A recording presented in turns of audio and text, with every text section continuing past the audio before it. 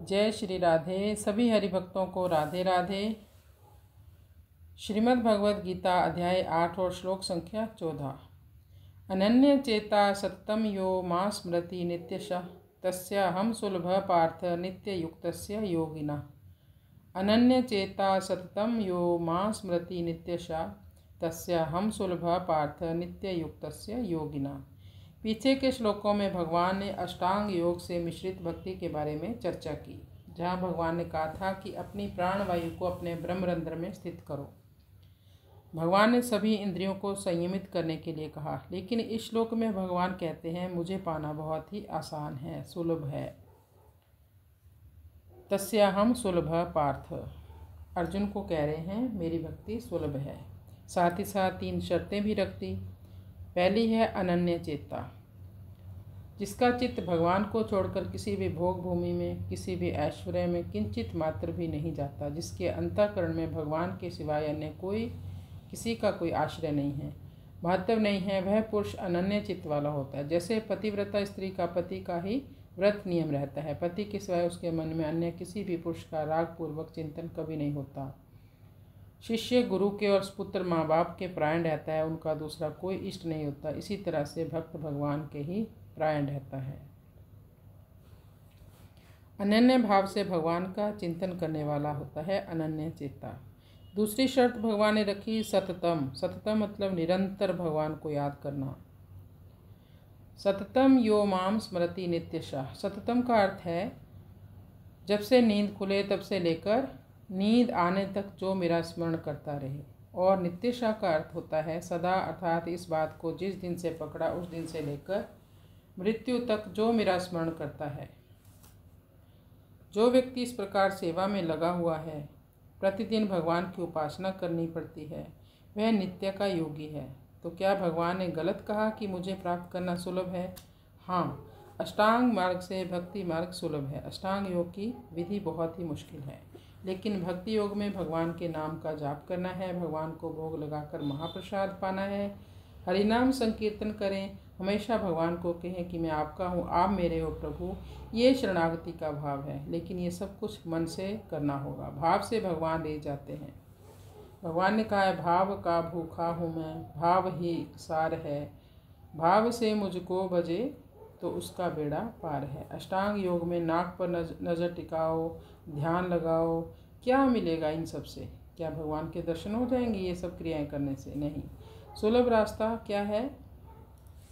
भगवान का जाप करना, भगवान के विग्रह का दर्शन करना और हमेशा भगवान के भाव में रहना।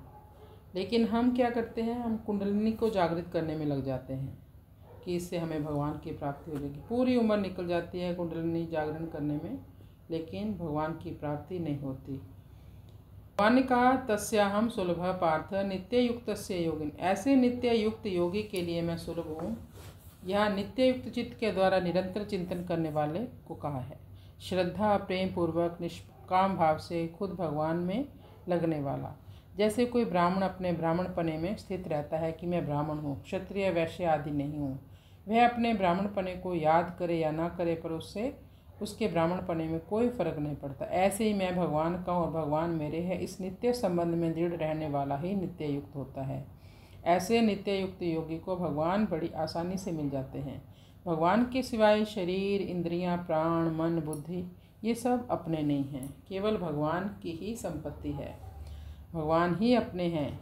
ऐसा दृढ़ता से मानने पर भगवान बहुत सुलभ हो जाते हैं, बड़ी आसानी से मिल जाते हैं। परंतु शरीर आदि को अपना मानते रहने से भगवान सुलभ नहीं होते, क्योंकि ये तो यहाँ की चीज़ें यहीं रह जाएंगी।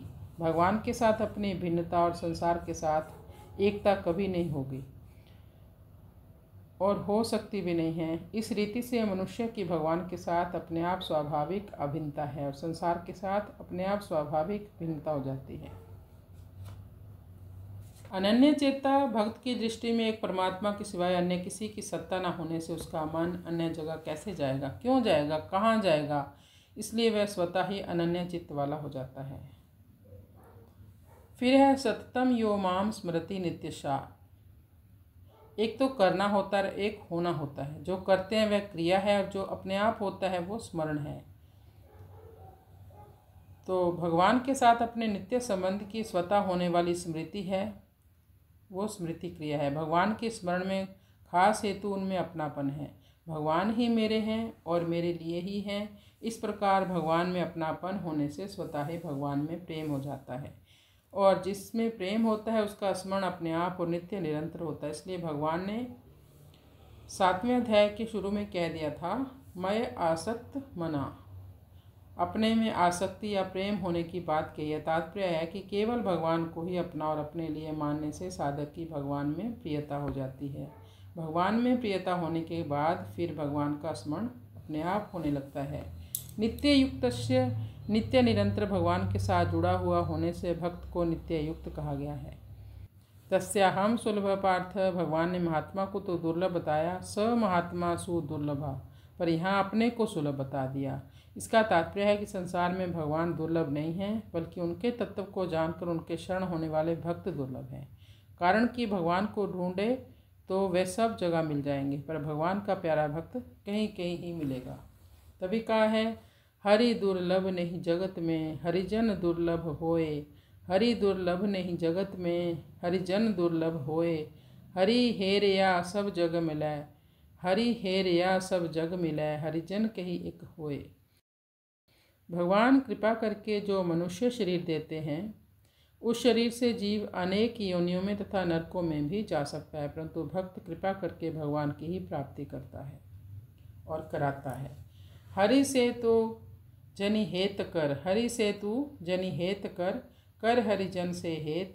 हरि रिझै जग देत हैं, हरिजन हरि ही देत।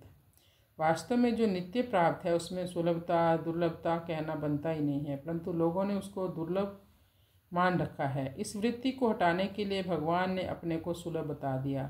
जिसकी खुद की सत्ता है ही नहीं, उस असत या शरीर संसार को सत्ता और महत्ता देने से तथा उसके साथ संबंध जोड़ने से ही नित्य प्राप्त परमात्मा दुर्लभ हो रहे हैं। असत को सत्ता और महत्ता ना दें तो परमात्मा की प्राप्ति अपने आप सिद्ध है। असत है और वह अपना तथा अपने लिए है ऐसा मानना ही असत को सत्ता और महत्ता देकर उसके साथ संबंध जोड़ना है। कृष्णाय वासुदेवाय हरये परमात्मने प्रणतक्लेशनाशाय गोविंदाय नमो नमः। अब अगले 2 श्लोकों में भगवान अपनी प्राप्ति का महात्म्य बता देंगे पूरा। हरे शरणम हरे शरणम।